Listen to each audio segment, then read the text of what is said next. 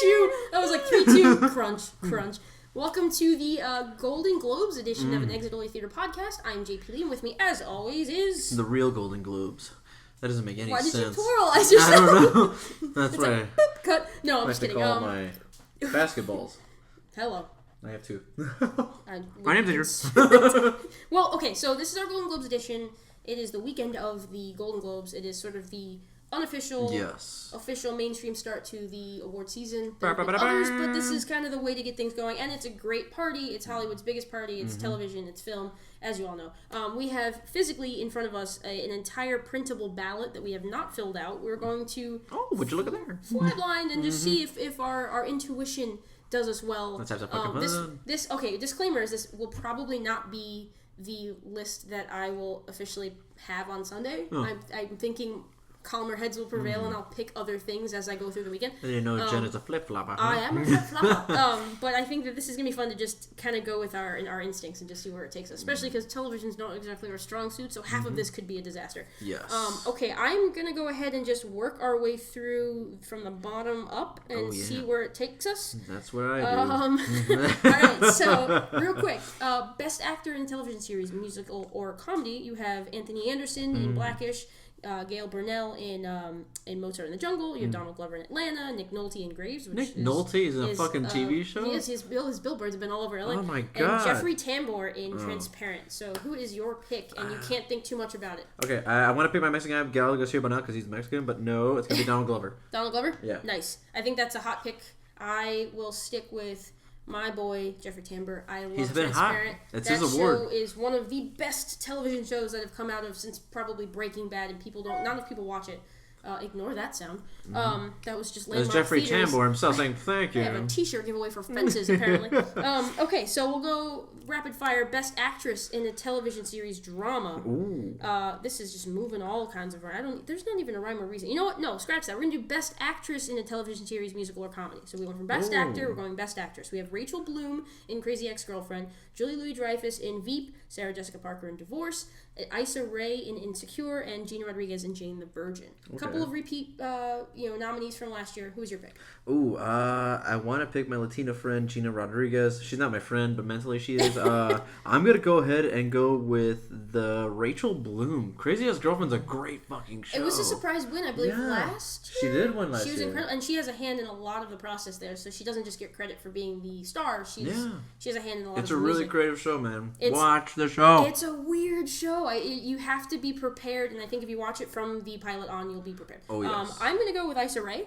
Only because I haven't finished the season, to be honest, but from what I had watched, she embodies this like very real person, and I know it's based on a lot of true experiences, but she goes out of her way to say that is not her. It was a coincidence that she never changed the name on the script. But she's incredible, so I'll go with Issa Rae. It's not as dramatic a role, and obviously it shouldn't be, but there's not as much meat on it, but it's to play a subtle character like that's pretty cool. So it might be the next Louis. Like, you never know. It could just pick up steam, and then just like, you know what, she's awesome. Let's put her in everything. You don't have Insecure without Seinfeld, and you don't have there's a lot to be said about how just being a normal person pays off.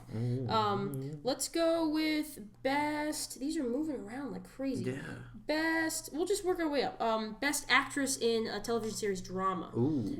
Catriona Balfe. It's our friend Kelsey's favorite show. Claire Foy, The Crown. Carrie Russell, The Americans. Winona Ryder, Stranger Things. Or Evan Rachel Wood in Westworld. You have one answer to this question. Man. It is not even close. Oh my god. It's not even close, and it should be, but it's not. Look, I love me some Winona.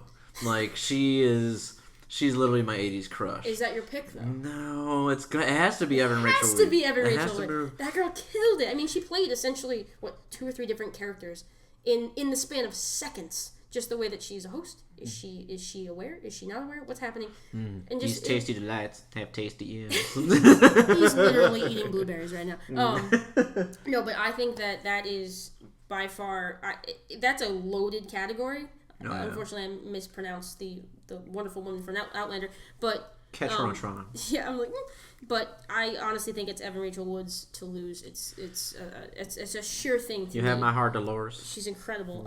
I wish I could have a. Do you have a pen? I don't, but I have this lighter. No, we're good. We're not burning the paper. Best. Let's see. These are all out of How order. about this? Let's jump to Best Actor, Limited Series, or Motion Picture. Okay. You want to read it out because I can't find it. Sure. Best Actor, Limited Series, or Motion Picture made for television. First up, Rogue One's Riz Ahmed for The Night of. Next up is Bryan Cranston for All the Way. Oh, I see it. Tom Hiddleston with The Night Manager. John Turturro for The Night of. Or Courtney B. Vance for The People versus O.J. Jen, answer me. I assume that the crowd favorite is Courtney B. Vance because he killed it in that season from what I watched. Mm-hmm. I will go with my personal favorite right now is Riz Ahmed. I think that kid is supremely talented, and he's incredibly smart, and I think that character can be villainized and or made too sympathetic depending on what angle you take. And from what I watched of it, he was right down the middle, so you didn't know who to believe, and that was awesome. That's really hard to pull off. Yeah. I didn't watch The Night of. I got depressed and I stopped watching episode 1. It's a hard view. It's a hard watch. I didn't finish it, but it's a hard view. But I am gonna join you in picking Riz Ahmed because he was the only person really hardcore acting in Rogue One. He was so good. He was so good. He was really good. Actually, some of his sequences were in reshoots too, from what I heard, and he did a really good job of like re-embodying the character. I love him. I thought he was incredible in Nightcrawler, and he's just made his mark early on. Best actress in the limited series. We got Riley Keough. Is that? I don't know if I've seen that. Sarah Paulson, Charlotte Rampling in London Spy. We got Kerry Washington in Confirmation, and we have Felicity Huffman in American Crime. Who do you pick in this one? I'm going Sarah Paulson. She's awesome. I saw The People vs. O.J. Damn, man. That is anybody on that show minus Courtney B. Vance. Obviously, I picked someone else. Oh yeah. But what a great ensemble minus John Travolta. He was weird. He was the only guy literally he was trying to act. Everybody else was their character. Yeah, and that character, that person is an odd nut to crack. I guess would be the way. Yeah. No, but he's you're right. You could tell he produced and wanted a little piece of the action too. So I will give him credit for doing what he did. But I have limited. I mean, I honestly think that from what I saw, because I haven't seen a lot of these. No one that watches the Golden Globes has watched any of these. That is We've true, too. done more homework than they have. That is true, too. I actually really liked Kerry Washington in Confirmation. I know that that's not necessarily going to win, but I want to give her a little love for that role because it's very nuanced to play this incredibly intelligent person who is a historical figure based on the court case of Clarence Thomas back in the 90s. And how, this kicked character off the sexual harassment and that we have now is because of that. And it's something that she brought it to national attention, and to see the nuance of trying to destroy this person's character, but also HBO handles it really well, and she does a really good job with it. So Kerry Washington does a really good job in Confirmation. Stunning.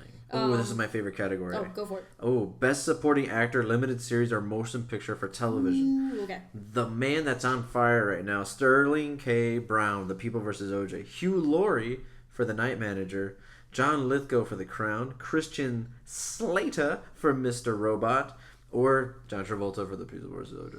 I mean, hasn't Sterling won everything he's been able to win in this context? So I have to give it to him. He's my pick too. That guy, watching that show, I was like, who is this guy? He's probably the most subtle performer of the entire show. Yeah. He actually was I know that I'm in an FX drama and that's the camera, over the top, but he was one of the few characters right next to Sarah Paulson that had the camera right up in his face and was still owning the screen and not skipping a beat. That guy who's I would say was one of the lesser known of everyone in that cast. Probably the least known. Yeah, that's pretty daunting to step on screen with all these people, all these giants in characters and in real life. He had to go up against Nathan Lane, John Travolta, who's a presence, even though he may not be the greatest actor in the world. The guy has a presence. Oh yeah. You have Sarah Paulson. That was the hardest. That was so good, so good. He's my pick. That's awesome. We'll do Best Supporting Actress in the limited series. We've got Olivia Colman in The Night Manager. We have Lena Headey in Game of Thrones. Chrissy Metz, This Is Us. Mandy Moore, This Is Us, and Tandy Newton, Westworld. This is a hard one. Whew. Okay. Whew. Okay, I think you're gonna pick Thaddeus Newton. I want no part of this category. That's tough. That's a hard one because this is a 2-person race. It's a 2-person race for me. Well, This Is Us has gotten a lot of love. True. But I think they're gonna split the vote. I think it's gonna go to Thaddeus Newton. I think. But my gut says Thaddeus Newton, but my head that last episode of Game of Thrones wins all the awards for me. So you know what? I'm gonna go Lena Headey. I'm gonna go Lena Headey. Shame on me for not picking her. Nice, very nice. Okay, so let's where are we? Do we want to jump right to best television series? Sure. Oh no, we have best actor in a television series drama. We haven't done that one. So we have Rami Malek in Mr. Robot. We have Bob Odenkirk in Better Call Saul. We have Matthew Rhys in The Americans. Liev Schreiber in Ray Donovan, and Billy Bob Thornton in Goliath. I have very little experience in any of these. I'm not gonna lie, I have not watched any. You know what? I will say that finally people are starting to watch The Americans, so I'll go with Matthew Rhys. I don't think that's gonna happen, but you know. That's a good one. I'm gonna go with the fact I love Liev Schreiber. I think he's a great actor. I've never seen an episode of Ray Donovan, and not to be. I haven't either, and I feel like I should because it seems like Hollywood and like. You know, strong men. It seems like an interesting dynamic. I just never. I'm gonna go ahead and go with Bob Odenkirk because he's the man. That's why. All right. I like that. I think that we only have. Do we have just one category left for television? It looks like we might have. Yeah. two. Why don't we? Let's go to best television series drama. I'm looking for comedy too. I can't find it. Oh no, I can't find it. Oh wait, no, it's right here. Best television series, musical or comedy. Let's do that one first. Okay. Let's go. It's gonna be either Atlanta, Blackish, Mozart in the Jungle, Transparent, or Veep. I need to understand why the Hollywood Foreign Press loves Mozart in the Jungle so much. That's interesting, yeah. Because it surprised one, and people are very shocked that it made it again. Not to speak ill of the show, but something like Insecure didn't get nominated, which is odd. I'll go with Atlanta. Nice. I want Tamper to win for actor, but I'll give Atlanta overall as a really good first season. I want Atlanta to win too. Yeah, that's the kind of show I want to succeed. Yeah. Best television series drama. We got Game of Thrones. We have Stranger Things. This Is Us, Westworld, and The Crown. Oh my god, I'm interested in seeing your take. Oh my god! If 2.5 months ago I would have said Stranger Things because I think that's it. People say, "Oh, well, the plot's kind of lacking." Fine, but in the same way I defend Everybody Wants Some, you feel like you're in the 80s in that context, and everyone kills it in that show. Everybody, especially Toothless Kid, is amazing. But you don't have a fan following for Barb if Barb isn't killing it. You know what I mean? Like I think that would have been my pick, but I'm gonna go with Westworld. Yeah. Just because of the entire environment and atmosphere that they create is just extraordinary. So I'm gonna go with Westworld. See, the thing is, you have 3 shows on here that I've seen that arguably had probably some of their best seasons. Obviously, Stranger Things and Westworld just started, but they had an amazing. Westworld had a great season. The splash. They had some great specific episodes. Stranger Things had an amazing season. It swept everybody up. Absolutely. Game of Thrones probably had one of my favorite stretch of episodes, the 7, 8, the last 3 episodes were outstanding. My favorite episode of that entire season though was Hold the Door. Oh yeah. That was awesome. I have PTSD from that episode. I still can't walk into an elevator without thinking of him. But what are you doing? I'm going Stranger Things. Nice. I'm going Stranger Things because I think this is the thing. Even though Westworld was paid attention to and everything, I think because this is the Golden Globes, we're going with the pop pick. And I love Stranger Things, and I think Stranger Things is going to win up. I'm curious to see what they do with Netflix because they haven't in the past given it as much love as maybe they deserve. That's a good point. I'm rooting for Stranger Things. I won't be upset if they win. I would be surprised. Can we go to the left a little bit? Are we going to the left? Best original song? Is that what we're gonna do for motion picture? All right, we're creeping into the movie realm. This is your arena. Okay. Let's see. Best original song, motion picture. Can't Stop the Feeling, Trolls, City of Stars, La La Land. Faith, Sing, Gold from Gold, and How Far I'll Go, Moana. There are some really good songs. There's some catchy songs in there. I have to go with La La Land. City of Stars is they built the entire score. It felt as if it was around that song. And some people say they played it a little too much, but the variations were different enough. I love what that song says. It's La La Land, man. It was amazing. And that pick, because the categories are limited in the Golden Globes, is a sort of pseudonym for, picking La La Land's score overall. So the committee is going to pick something like that to express how much they like the movie overall. Let's do best original score motion picture. Oh boy. We have Nicholas Brittle for Moonlight. We have Justin Hurwitz for La La Land. We have Johan Johansson for Arrival. Dustin O'Halloran, Hauschka for Lion. And Hans Zimmer, Pharrell Williams, and Benjamin Wallfish for Hidden Figures. What the fuck? They were all part of that? Yeah, I knew Pharrell had a lot to do with it, but Hans Zimmer's great at collaborating. Yeah. He's underappreciated for collaborating. People are always like, well, his best stuff is when he collaborates, so does he deserve that much credit? It's like, you gotta be able to work with other people and to share credit, and I think that's pretty cool for him. That being said, I don't think it wins. What do you think? This is a 2-horse race. I will say, I will toot my own horn. My article references 3 of these. Oh my goodness. So that's pretty cool. Shameless plug. Yeah, shameless plug. Go check out the article. Read it. Exit North Theater Podcast. Share it with your friends. Greatest story ever told. No, but I mean, I think I know what I would pick. It's La La Land? I'm gonna pick, that's like, just because I think, because of the Golden Globes, I think it's gonna be La La Land, even though I think Arrival should probably win. Arrival takes the most risks. Yeah, I mean, I think La La Land wins. I have a soft spot for Arrival, and I think Moonlight is incredibly understated, and I think it's really good. So I won't be upset if any of those 3 win. I'm hedging my bets. Whatever, sue me. I'm picking all 3. All right, let's work our way backwards from here. How about? Oh, you know what? How about best motion picture foreign language? Because we know this is actually a good race this year. I don't know which languages some of these are in, so bear with me, but Divinas, I don't know, Elle, Neruda, The Salesman, and then Tony Erdmann. Okay. I've heard of at least 2 of these.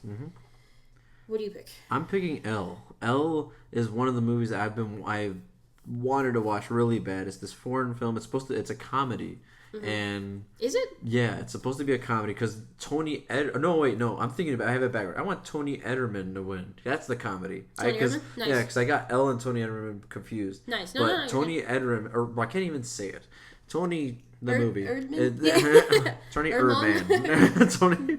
It's and take 2. No, I'm just the reason it has me interested is just because I saw a still for the movie, and it literally has this blonde lady just singing in front of a group of like people in a living room, and I'm like, I don't know what this is, but it's a comedy and it's getting well reviews. I want to see this. This looks fun. Yeah. I suppose Elle looks dark. Elle does look dark, but I've heard that title character is incredibly complex, and I mean it's actually playing nearby still, so I think we should try to check it out. And also Neruda is, I mean, could you imagine if Neruda wins best motion picture foreign language, and then he snags Best Actress for a completely different film? Like, to have that kind of year is just absurd. I think Elle wins. I would like if Neruda were to have a good showing. Glad it's nominated. Yeah, absolutely. Pablo Larraín's having a year. He's the director of the film. Also directed Jackie.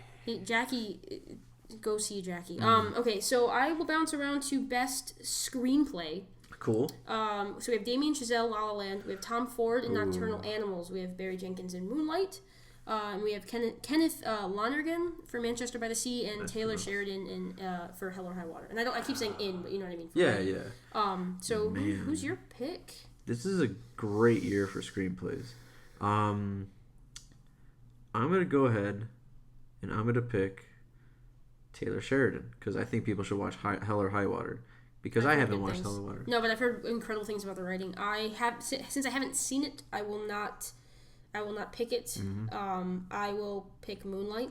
Because it was based off a short story. It seems like a pretty unadaptable kind of film, and he does a really, really good job making these characters believable, and does it in a way that's not necessarily seen as often. It's not just a straightforward story. What's great about this film is that he almost skips the moments in the character's life that matter the most, because it's not about the moments, it's about what happens to that person after. Yeah. So like these major things happen in this kid's life and we don't see him. It just jumps 6 years, and then you're like, okay, how has he progressed since? And it's incredible the way that he decided to structure it that way. So I'm going to go with Barry Jenkins. Nice. Shameless Florida Stater. I know. Don't take it. Come on, you said it. Let's do Best Motion Picture Animated, since we're bouncing around a little bit. Okay. We've got Kubo and the Two Strings. We've got Moana. We've got My Life as a Zucchini, which I knew nothing about until this nomination. And Sing and Zootopia. Zootopia. Is there something missing from this list? Is there not Finding Dory? Did not make it? I don't think it validates the fact that I did not like that film too much. Side note, what do you think wins? Oh, it's Zootopia. I want Zootopia to win. It's not even close. Yeah, like, Kubo and the Two Strings has a shot. I heard it's visually stunning, but... Yeah. But, Laika has not really been known for really winning awards, even though they make really great work. But I'm going to choose Zootopia because I really like the story. I love it. I mean, it's one of our top 10 films, regardless of it being animated. So, Zootopia for sure. Let's go with, you want to do Best Supporting Actor or Actress? Oh, yeah. Let's start with Actress. Let's do Actress. You want to name off the nominees? It's a stacked here. It's freaking stacked. Oof. Viola Davis in Fences, Naomi Harris in Moonlight, Nicole Kidman in Lion, Octavia Spencer in Hidden Figures, or the glorious Michelle Williams, who I wish would be my wife, is in Manchester by the Sea.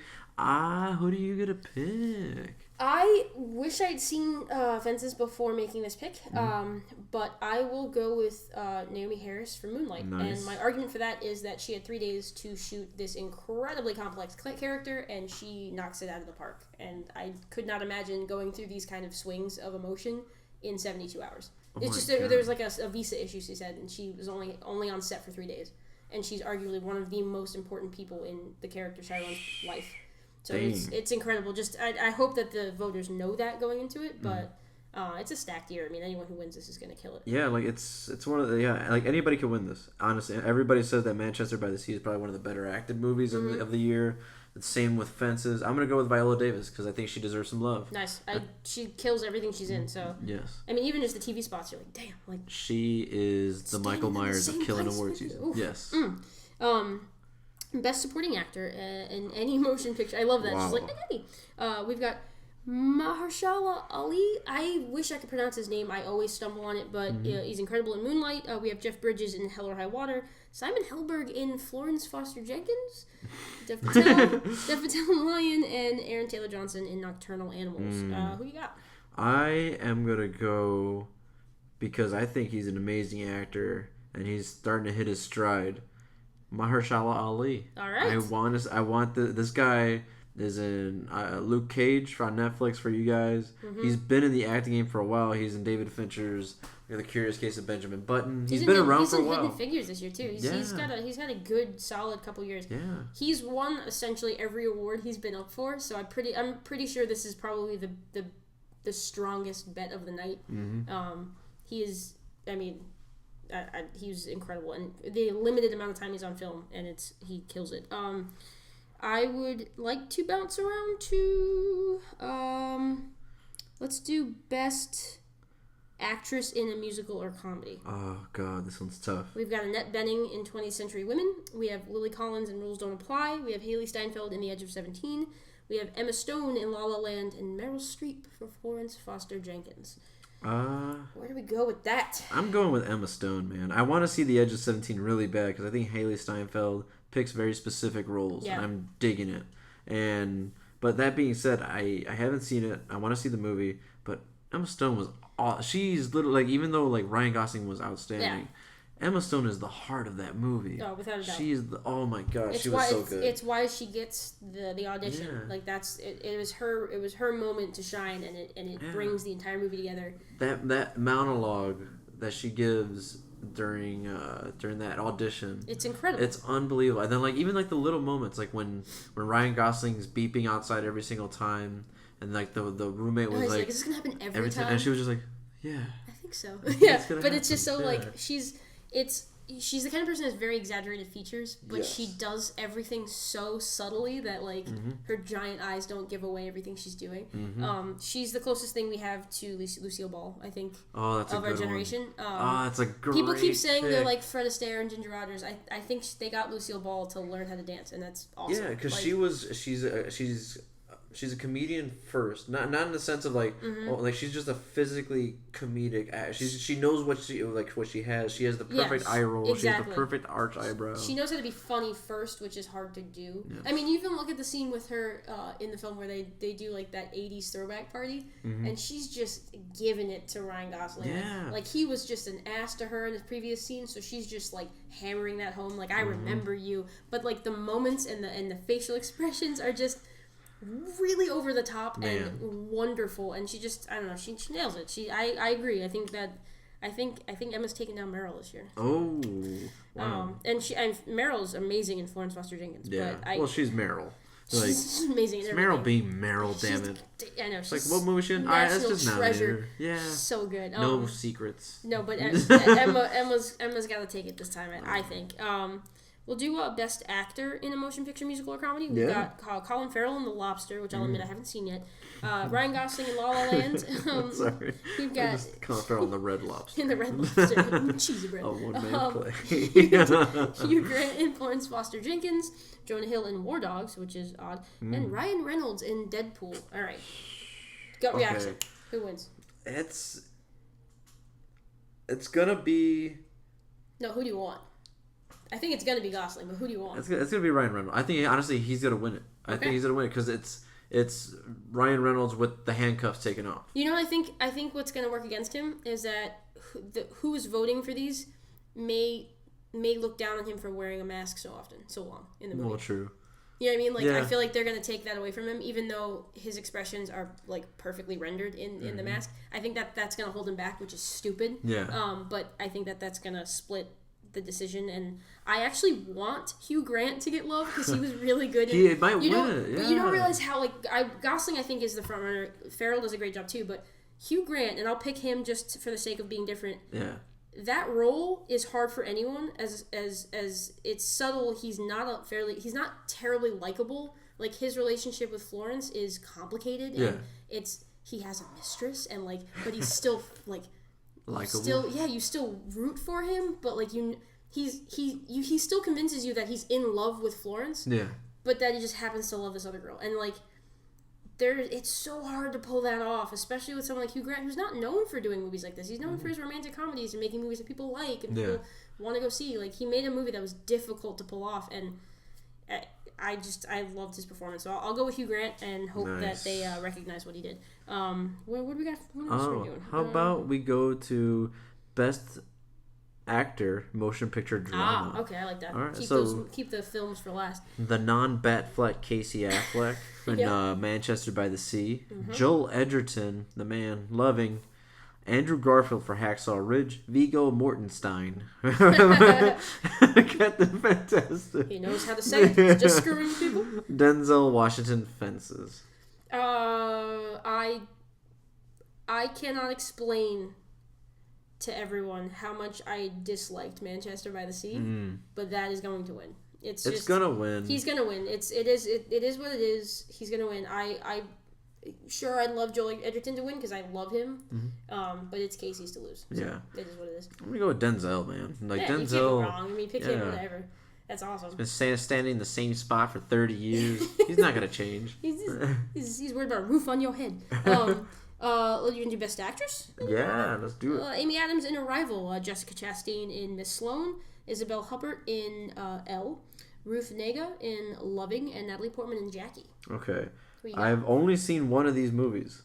I love Amy Adams. I saw her in person. Now I really love Amy Adams. I hear she's just breathtaking. I really want because I've watched Ruth Negga in Preacher on AMC. Oh, I did not know she was in that.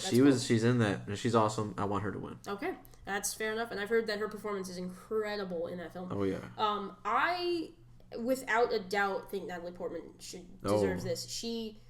That character is not only incredibly difficult because she's so well known, she does such a great job of embodying 8 different emotions at one point in any given scene. She's vulnerable, she's strong, she's manipulative, she's selfless, she does everything all at once, and it's incredible, and I don't know how she pulled it off. But it's Natalie Portman's. I mean, I loved her in Black Swan, and that solidified my appreciation for her. But this, I would argue that it's not physically harder, but that is a harder role to do. Jackie's incredible. The way you're describing it definitely sounds like the most difficult one because you're doing a biopic. Two, you have to make your own. So easy to screw That's the hardest thing to do. And she did say that. She did say that it was easier for her not to have to worry about Jackie actually seeing it. Yeah. You know, it kind of gives you a little more freedom, but she's still like it's not like she made any like creative license. Like she nailed Jackie. Like who you saw on TV and who you expected to hear. Like she's incredible. Man. So I say we go with the lesser easy pick in best motion picture drama first. Okay. Because the last one I feel is gonna be. Yeah. I see what you mean. What you mean. Let's go ahead. Okay, so. You got Hacksaw Ridge, the Mel Gibson movie, Hell or High Water, Lion, Manchester by the Sea, or Moonlight. My pick? Oh, yeah. I've only seen 2 of these films. It's clearly Manchester by the Sea. No, it's Moonlight. It's totally Moonlight. Yeah. It's totally Moonlight. I mean, I think Manchester is probably going to win. Yeah. For some reason, people are gravitating to that film. It didn't resonate with me. I thought the music was overwhelming. I thought that it was slow. I thought that the editing was off, so the pacing never felt right. I did not like that movie. Moonlight to me is as close to perfect as you could get. Wow. So. I'm going to go, because I've seen none of these movies.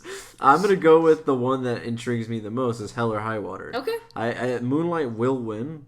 I think Manchester's going to win, but Manchester does have a shot. I think Hell or High Water is the deep less sleeper. Likely pick. Yeah. But I want to see that, and I think I would like to pick that. All right, there you go. Now I will let you have the major category. All right, we've got Best Motion Picture, Musical or Comedy. I like that we're ending on this. So we have 20th Century Women. Mm-hmm. We have Deadpool. We have Florence Foster Jenkins, La La Land, and Sing Street. Nice. This is actually one of the categories I've seen most of. I haven't seen 20th Century, but I've seen every other film. Yeah. And it is not as simple as you would think. La La Land is the runaway pick. Yes. Obviously, La La Land is the odds-on favorite to win Best Picture overall in the Oscars, so it's kind of obvious, but don't sleep on how good some of the other... Like, I could very easily see them picking something like Deadpool just to say it's okay to make a movie like that. Yeah. I just don't know if this is the year for them to do it. No. I don't know. It's got to be La La Land. I'm trying to make suspense. No, you're right. This is the thing. It's La La Land's year in this kind of category. I love that movie. It's my favorite movie of the year.